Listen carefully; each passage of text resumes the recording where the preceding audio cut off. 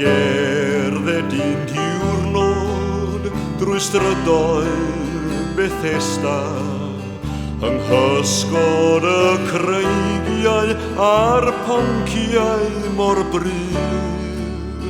Mi welais chwarelwr yn machlud ei ddyddiau, yn cyfri'r gaeafau ar derfyn y dydd.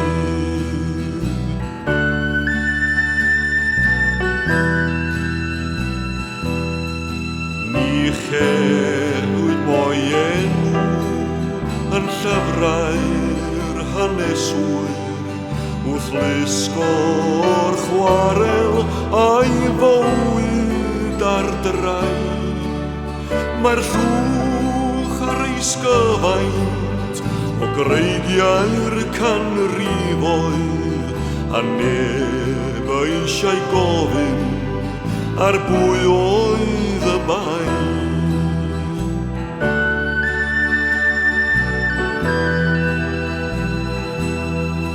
Y Countess a'r Duchess a lwythwyd i'r llongau i gadw cartrefi y byd rhag y glaw.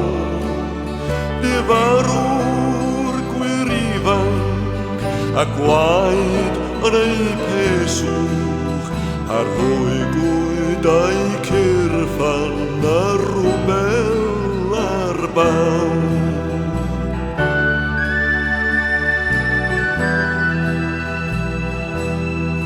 Mae'r graith ar y mynydd yn tystio i'w haberth, festiniog a choris yn mychlyd a llwn. Y cyn a'r mwrthoelion yn rhwygoi perfeddion, a'i chwalyn domenydd hyd o chrau y cwn.